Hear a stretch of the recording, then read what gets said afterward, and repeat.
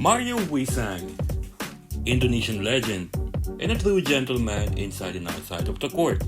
Sa naunang tatlong videos natin about Mario Wisang, napag-usapan natin yung mga sinabi ni Mario dun sa podcast about sa mga Pilipino, yung pagiging connected niya sa mga Pinoy, yung pagmamahal niya sa mga Pilipino, at yung respeto at pasasalamat dun sa mga Pinoy na naggabay sa kanya nung nasa Amerika pa siya. Yeah, I'm blessed, man. But shout out to my Filipinos, man. I got nothing but love for my Filipinos. For those that don't know, I have a long history with Filipinos, man. So, I played in all the Dagdag pa ni Mario, nakarangalan daw para sa kanya ang makalaban ng mga magagaling na players natin sa Pilipinas.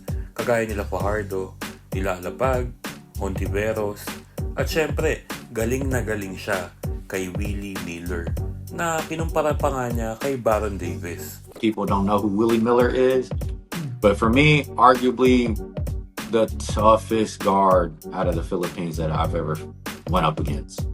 Willie Miller, man. He was unreal. Lefty. He was a stocky guard, so he was like Baron Davis type. Athletic, could shoot, get to the cup at will, quick hands, strong as Willie Miller. Sobrang taas ng respeto niya para sa Pilipinas. At ako naniniwala ako talaga na hindi lang si Mario yung ganito kataas na respeto para sa Pilipinas.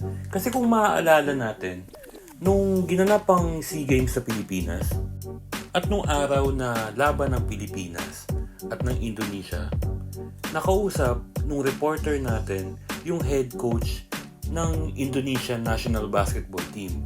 Nung time na yon, hindi pa foreigner yung coach nila, Indonesian pa. At sabi nung Indonesian coach nila na sobrang saya daw niya na nakabalik ng Pilipinas. Bakit? Kasi yung coach nila ay dating player. At nung player siya at nagkaroon siya ng injury, sa Pilipinas pa siya nagpapa-therapy. Ganon kataas ang respeto nila sa Pilipinas. Bakit? Kasi kumpara sa ibang Southeast Asian nation, medyo advanced tayo pagdating, hindi lang sa basketball game, pagdating sa medical equipment at sa pagtitreat ng mga basketball-related injury. At sa mga nagsasabi na parang mayabang yung mga Indonesian pagkalaban nila ang Gilas, tingin ko hindi. Well, ayaw lang siguro nilang magpatakot or magpa-intimidate. At ito never ginawa ng Indonesia yung ginawa ng Thailand na pandaraya ng SEA Games. At ito, magiging honest ako sa inyo. Kahit saang bansa sa Southeast Asia, tayo ang target. Kahit na Malaysia pa yan, kahit Singapore pa yan, kahit na Thailand pa yan, or Indonesia. Bakit nga ba? Kasi tayo ang muka ng basketball sa Southeast Asia.